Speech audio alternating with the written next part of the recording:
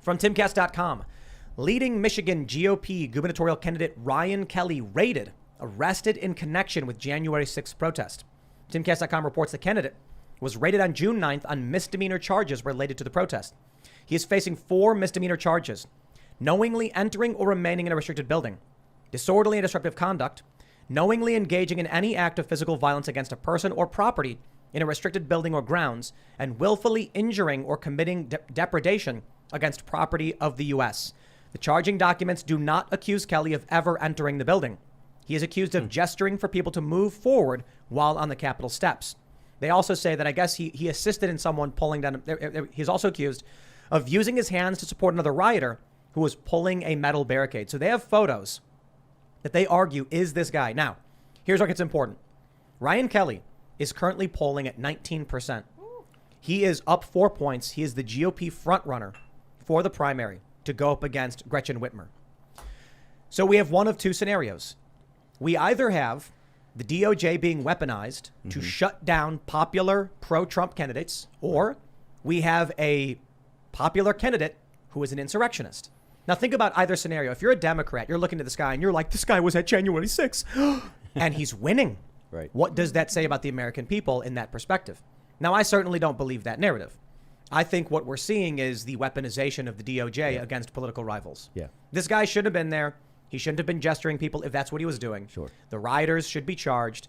But to see an FBI raid on a prominent politician over misdemeanors, it's clearly, to me, weaponization. Well, right before, Well, if you're an this is another insurrectionist- question just really quickly. Right before an election, or, Right. you know, when they had the footage, they knew this was going on. I mean, how long did it take them to process everything and now they're doing it? Sorry, It's go been ahead. it's been a year and a half. Yep. Yeah, I was gonna say if he is an insurrectionist, he's not a very good one. If that's all he did. Yeah.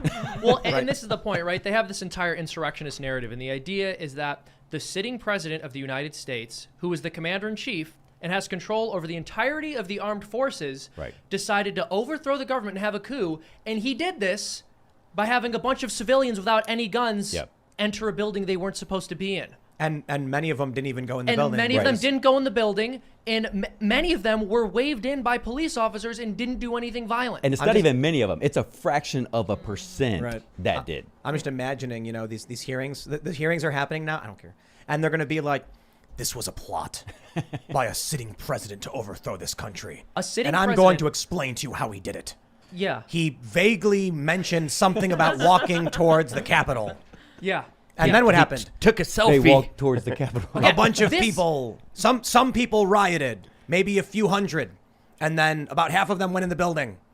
And then a bunch of people were let in by the police. And they walked around taking selfies with those cops and then left peacefully.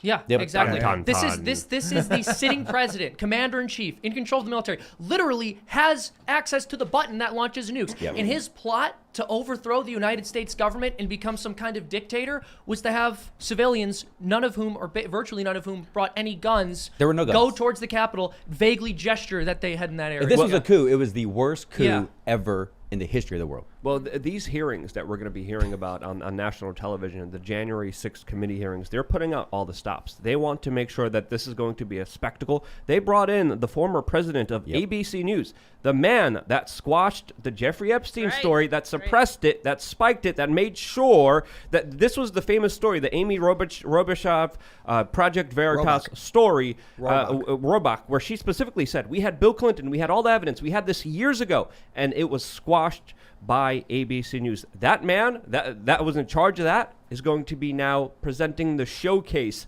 spectacle that is going to be presented to the American public in just a few hours from now. So you can only expect how corrupted and how bad and how just emotionally manipulative it's going to be attempted to sway the American public towards seeing something that again, has been highly manipulated from day one. Yeah. And